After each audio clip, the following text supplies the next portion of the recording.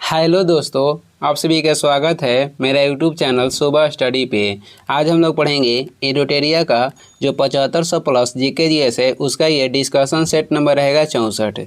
तो चलिए शुरू करते हैं। पहला इसमें क्वेश्चन हो जाएगा। पहला क्वेश्चन है, निम्नलिखित में से किसकी नियुक्ति राष्ट्रपति के द्वारा की जाती है। इसमें बताना है कि किसकी नियुक्ति राष्ट्रपति के द्वारा की जाती है। तो ये की जाती है वित्त आयोग के अध्यक्ष की नियुक्ति। ऑप्शन हो जाएगा बी। वित्त आयोग के गठन का उल्लेख अनुच्छेद 280 में किया गया है।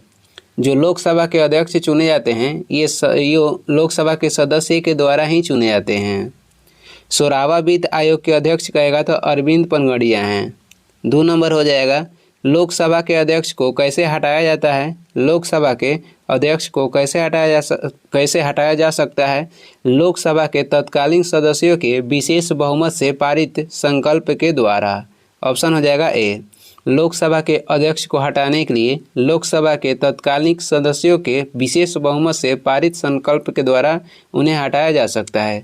चुना जाता है सदस्य के द्वारा ही अनुच्छेद 93 के तहत। आगे बढ़ेंगे, अगला क्वेश्चन हो जाएगा। 3 नंबर क्वेश्चन देखेंगे। बहुआयामी निर्धनता सूचकांक का संकेतक नहीं है। आपको बताना है कि इनमें से बहुआयामी निर्धनता सूचकांक का कौन संकेतक नहीं है। इसमें संकेतक नहीं है क्या, तो आय। ऑप्शन हो जाएगा डी। आय इसमें बहुआयामी निर्धनता सूचकांक के संकेतक नहीं है। बाकी स्वच्छता है, पेयजल है और बाल मृत्यु दर है। राष्ट्रीय आय समिति गठन कब हुआ था? 1949 में हुआ था और ये पीसी महालनोबिस की अध्यक्षता में की गई थी। राष्ट्रीय योजना समिति की स्थापना कहेगा तो 1938 में की गई थी जवाहरलाल नेहरू की अध्यक्षता में। 4 नंबर देखेंगे, तुगलक काल में बिहार की राजधानी कहाँ पे थी? तुगलक काल में बिहार की राजधानी थी बिहार शरीफ। ऑप्शन हो जाएगा सी। तुगलक वंश के संस्थापक कहेगा तो गयासुद्दीन तुगलक थे। पाटलिपुत्र किसकी राजधानी थी? गुप्त वंश के और मौर्य वंश के जो राजधानी थी ये थी पाटलिपुत्र। पाल वंश की राजधानी बिहार के मुंगेर में थी। आगे बढ़ेंगे, अगला क्वेश्चन हो जाएगा। अगला है, प्रकाश संश्लेषण के दौरान पैदा होने वाला जो ऑक्सीजन के स्रोत है वो क्या है? तो प्रकाश संश्लेषण के दौरान जो ऑक्सीजन निकलता है ये इसका स्रोत हो जाएगा जल। ऑप्शन हो जाएगा ए। लाल रंग के जो प्रकाश है उसमें सबसे अधिक प्रकाश संश्लेषण होता है। इसमें प्रकाश संश्लेषण में जो पौधे हैं CO2 गैस को ग्रहण करता है और ऑक्सीजन को छोड़ता है।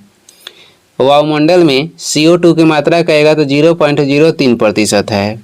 जो पेड़ पौधे के पत्ता हरा होता है ये हरा होता है क्लोरोफिल के उपस्थिति के कारण। और इसमें कौन सा धातु पाया जाता है? तो मैग्नीशियम पाया जाता है। और क्लोरोफिल क्या है? तो ये एक प्रकार के वर्णक है। 6 नंबर देखेंगे, ऋग्वेद में 9वें मंडल का संबंध किस देवता से है? ऋग्वेद के जो 9वें मंडल का संबंध है ये किस देवता से है? तो 9वें मंडल में सोम देवता का उल्लेख मिलता है। ऑप्शन हो जाएगा डी। ऋग्वेद में अग्नि के लिए कितनी ऋचाएं हैं? तो 200। और इंद्र के लिए कितनी ऋचाएं हैं? तो 250 है। गायत्री मंत्र का उल्लेख 3रा मंडल में किया गया है। आगे बढ़ेंगे, अगला क्वेश्चन हो जाएगा। नेशनल हेराल्ड अखबार के संस्थापक निम्न में से कौन थे? जो नेशनल हेराल्ड है अखबार के संस्थापक कौन थे? तो ये थे जवाहरलाल नेहरू। ऑप्शन हो जाएगा बी। द इंडिपेंडेंट कहेगा, द इंडिपेंडेंट पत्रिका के संपादक थे मोतीलाल नेहरू।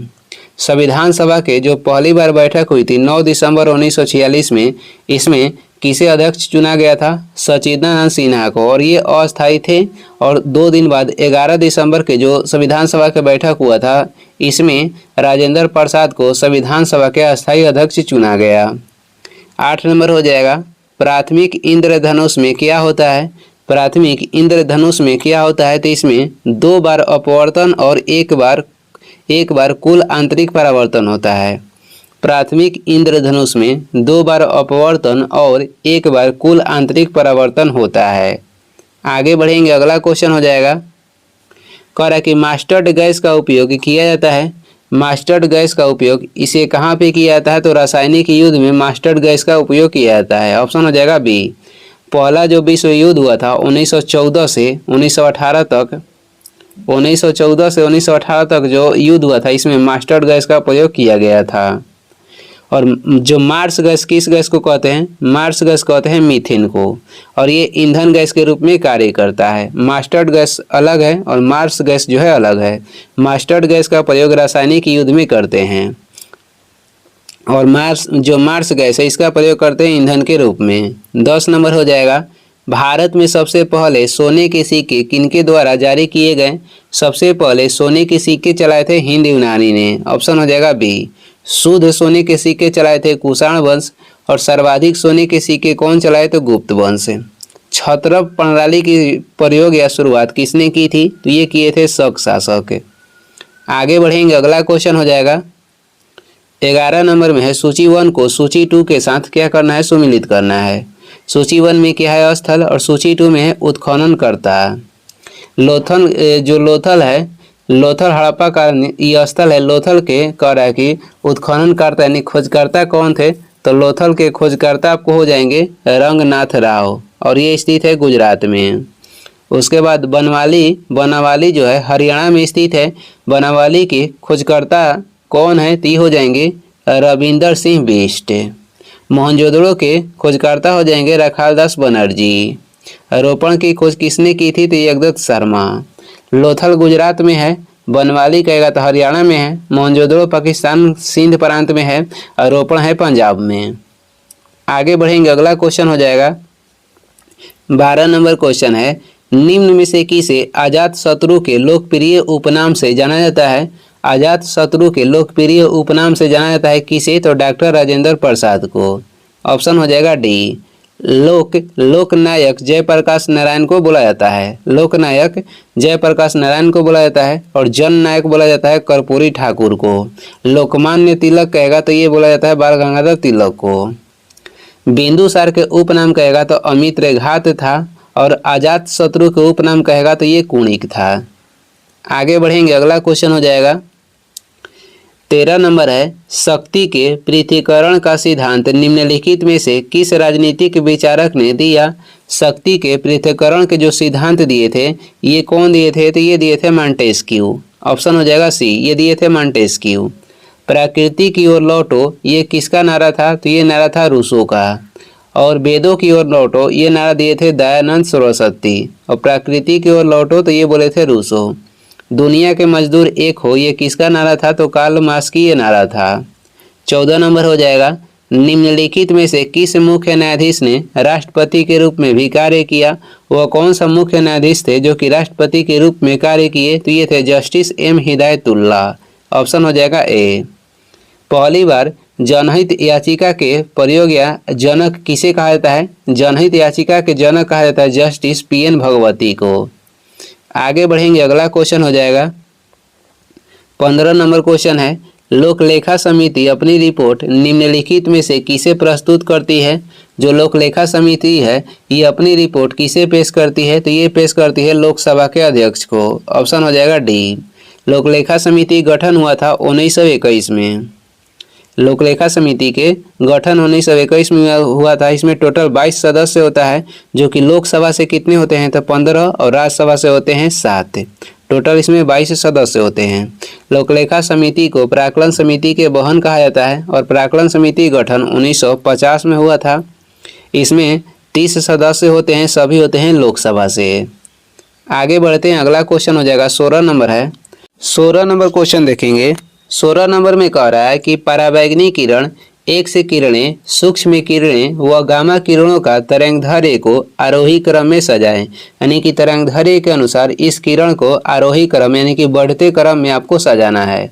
तो सबसे जो अधिक तरंगदैर्घ्य किसका होता है तो सबसे अधिक होता है रेडियो किरण का। उसके बाद किसका हो जाएगा, उसके बाद माइक्रो किरण यानी कि सूक्ष्म किरण के हो जाएगा।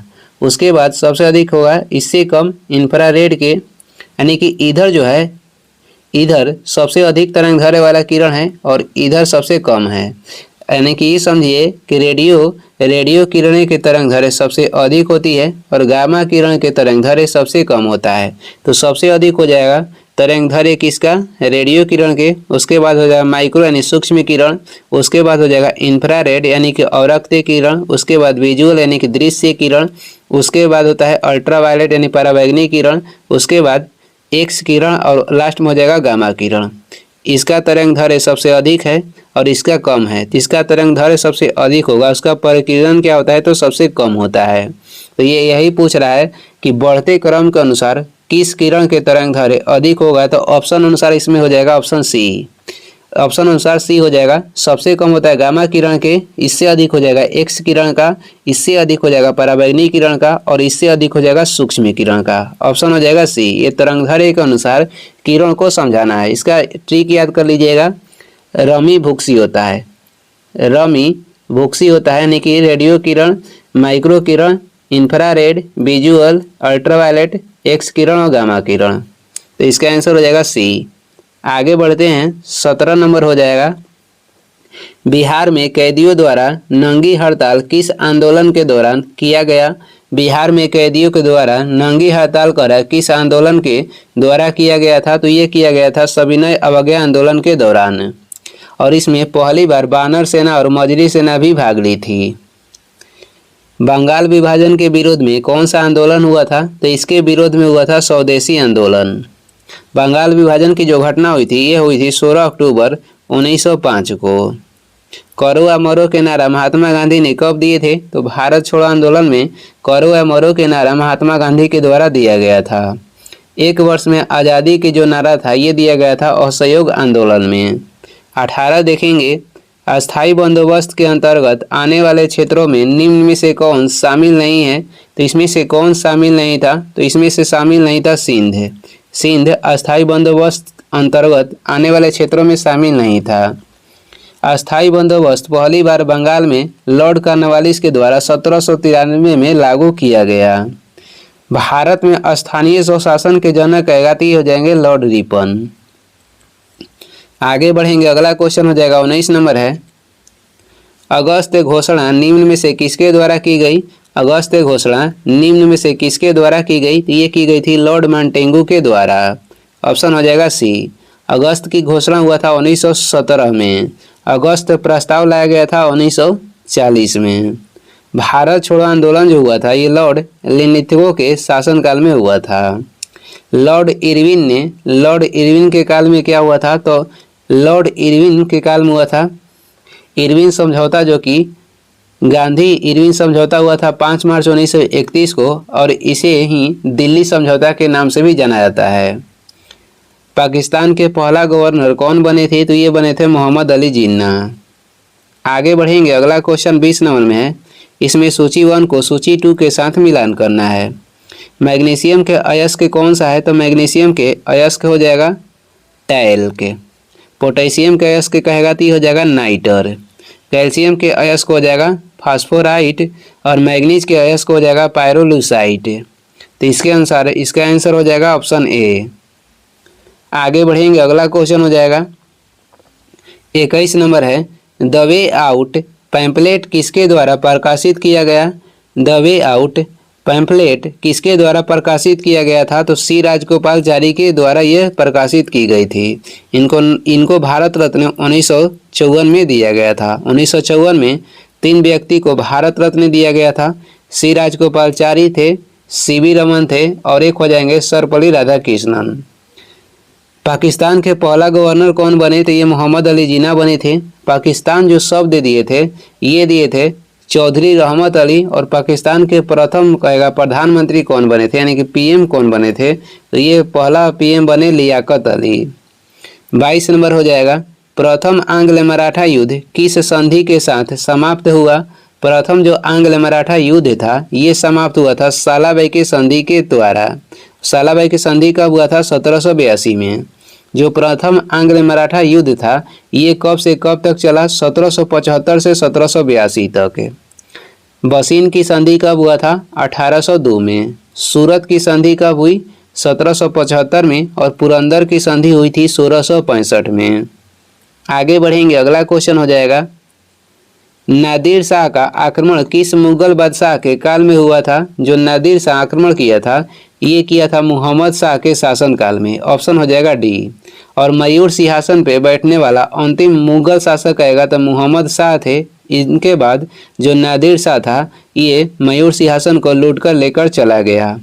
इसे ईरान के नेपोलियन भी बोलते हैं। किसे? तो नादिर शाह को ईरान के नेपोलियन भी बोला जाता है। नादिर शाह ने 1739 में मुहम्मद शाह के शासनकाल में भारत पे आक्रमण किया था। पलासी के युद्ध के समय कहेगा, पलासी के युद्ध के समय मुगल शासक कौन थे? तो ये थे आलमगीर द्वितीय। 24 नंबर हो जाएगा, किस कांग्रेस सत्र में कार्यकारी कमेटी को सविनय अवज्ञा आंदोलन प्रारंभ करने का अधिकार दिया गया था?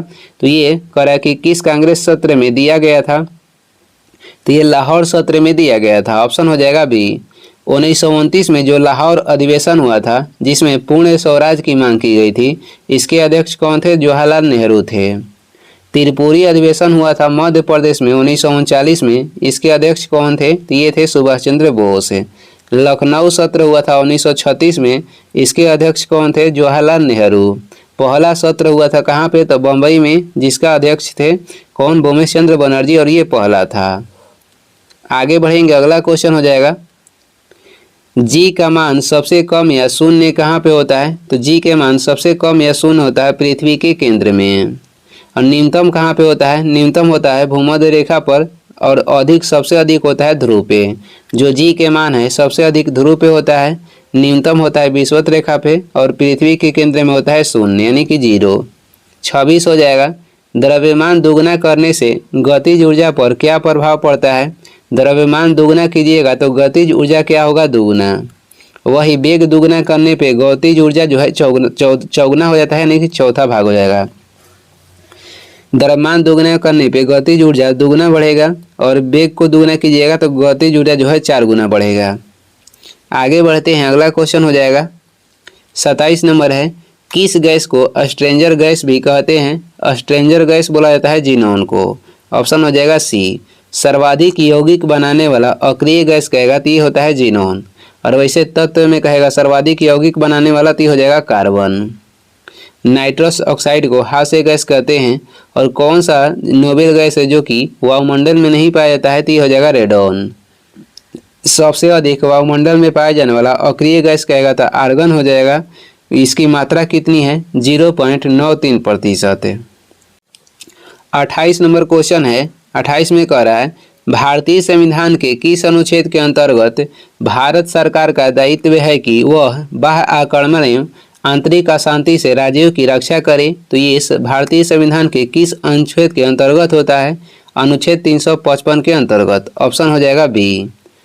राष्ट्रीय आपातकाल लागू किया जाता है अनुच्छेद 352 के अंतर्गत। किसी राज्य में राष्ट्रपति जो शासन लागू होता है ये होता है अनुच्छेद 356 के अंतर्गत, और वित्तीय आपातकाल के जो उल्लेख किया गया है इसका उल्लेख अनुच्छेद 360 में है। आगे बढ़ेंगे, अगला क्वेश्चन हो जाएगा, घाटे की वित्तीय व्यवस्था का अर्थव्यवस्था पर क्या प्रभाव पड़ता है? घाटे की वित्तीय व्यवस्था पर अर्थव्यवस्था पर क्या प्रभाव पड़ता है? तो ये मुद्रा आपूर्ति में वृद्धि होती है। मुद्रा आपूर्ति में क्या होता है? वृद्धि होता है। आगे बढ़ेंगे, अगला क्वेश्चन हो जाएगा 30 नंबर है, भारत के किस शहर में अटाला मस्जिद स्थित है? अटाला मस्जिद जो है ये स्थित है कहाँ पे? तो जौनपुर में, और इसे पूर्व के सिराज कहते हैं। ऑप्शन हो जाएगा सी। और जो अटाला मस्जिद है इसका निर्माण कौन करवाया था? इब्राहिम शाह सरकी। जो बम्बई के नाम बदलकर मुंबई किया गया था, ये किया गया था 1995 में। आगरा शहर की स्थापना किसने किया था? सिकंदर लोदी 1504 में। 31 हो जाएगा, किस गवर्नर के समय द्वितीय आंग्ल सिख युद्ध संपन्न हुआ था? द्वितीय आंग्ल सिख युद्ध संपन्न हुआ था लॉर्ड डलहौजी के काल में। ऑप्शन हो जाएगा सी। द्वितीय आंग्ल सिख युद्ध ये हुआ था 1848-49 में, और डलहौजी के शासनकाल था 1848 से लेकर 1856 तक। दास प्रथा की समाप्ति लॉर्ड एलनबरो ने कब की? 1843 में। लॉर्ड हार्डिंग के शासनकाल में प्रथम जो आंग्ल सिख युद्ध हुआ था ये लॉर्ड हार्डिंग के शासनकाल में हुआ था, और कब? तो 1845-46 में। ये पहला जो था आंग्ल सिख युद्ध था ये लॉर्ड हार्डिंग के शासनकाल में हुआ था 1845-46 में। दूसरा आंग्ल सिख युद्ध हुआ था 1848-49 में लॉर्ड डलहौजी के शासनकाल में। आगे बढ़ेंगे, 32 नंबर हो जाएगा, महालवाड़ी व्यवस्था किसके द्वारा लागू किया गया था? महालवाड़ी जो व्यवस्था था ये लागू किया गया था हार्ट मैकेंजी के द्वारा। ऑप्शन हो जाएगा सी। रैयतवाड़ी व्यवस्था किसके द्वारा लागू की गई थी? टॉमस मुनरो के द्वारा। कर्नल सलीम ने सती प्रथा की समाप्ति की और इनके साथ दिए थे कौन? राजा राम मोहन राय। शासनकाल किसका था? लॉर्ड विलियम बेंटिक का। और कब समाप्ति हुआ था? 1829 में। 33 नंबर हो जाएगा, राज्यपाल द्वारा जारी किए गए अध्यादेशों की स्वीकृति की आवश्यकता है। राज्यपाल द्वारा जारी किए गए अध्यादेशों की स्वीकृति की आवश्यकता है किसी तो विधानसभा को। ऑप्शन हो जाएगा डी। राज्यपाल के जो अध्यादेश है इसका उल्लेख अनुच्छेद 213 मिलता है और राष्ट्रपति के अध्यादेश का उल्लेख अनुच्छेद 123 में किया गया है।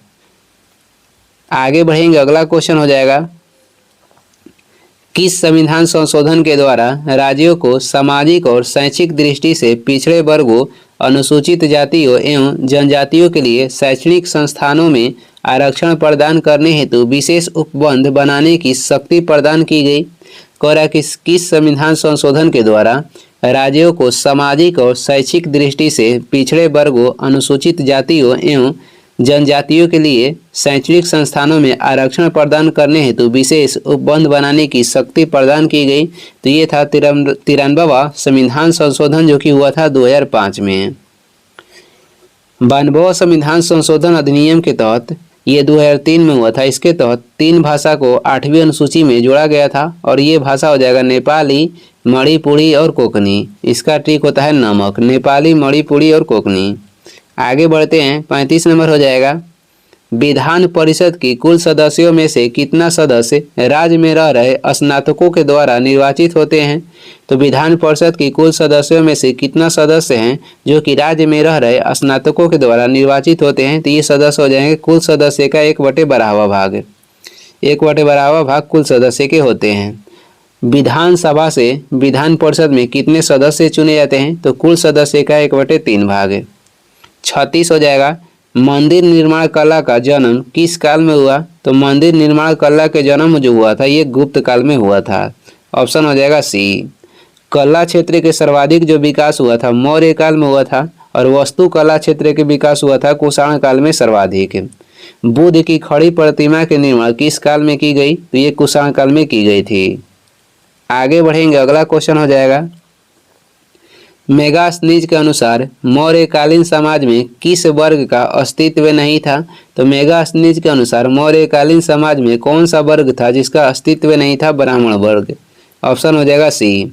जो मेगास्थनीज था ये चंद्रगुप्त मौर्य के शासनकाल में भारत आया था। इनकी प्रसिद्ध पुस्तक कहेगा तो ये हो जाएगा इंडिका। और इन्होंने भारतीय समाज को कितने वर्गों में बांटा? तो 7 वर्गों में। आगे हो जाएगा 38 है, प्रछन्न या छिपी हुई बेरोजगारी का अर्थ क्या है? प्रछन्न या छिपी हुई जो बेरोजगारी है इसका अर्थ क्या है? श्रमिक की सीमांत उत्पादकता शून्य है। श्रमिक की जो सीमांत उत्पादकता है वो शून्य है, यही प्रछन्न या छिपी हुई बेरोजगारी का अर्थ है। और ये पाया जाता है ग्रामीण के क्षेत्र में, कृषि के क्षेत्र में, ग्रामीण में कृषि के क्षेत्र में। आगे बढ़ते हैं, प्रसिद्ध महाकालेश्वर मंदिर किस नदी के किनारे स्थित है? जो महाकालेश्वर मंदिर है ये स्थित है क्षिप्रा नदी के किनारे। ऑप्शन हो जाएगा डी। जो चंबल नदी है ये मध्य प्रदेश के जनापाव के पहाड़ी से निकलती है। नर्मदा नदी ये सर्वाधिक सीधा बहने वाली नदी है। इसे गुजरात की जीवन रेखा कहते हैं और ये सर्वाधिक कहाँ पे बहती है? तो मध्य प्रदेश में सर्वाधिक बहती है। 40 हो जाएगा, निम्नलिखित में से कौन घुमक्कड़ जनजाति नहीं है? तो घुमक्कड़ जनजाति इसमें से नहीं है, पिग्मी जनजाति। ऑप्शन हो जाएगा डी। बाकी कजाक, मसाई और लेप्चा जनजाति ये क्या है? तो ये घुमक्कड़ जनजाति है। जो पिग्मी जनजाति है ये पेड़ पर निवास करने वाली जनजाति है और ये सर्वाधिक कहाँ पर मिलती है? तो कांगो बेसिन में। मसाई जनजाति कहाँ पर निवास करती है? केन्या तथा तंजानिया में। लेप्चा पाई जाती है सिक्किम में।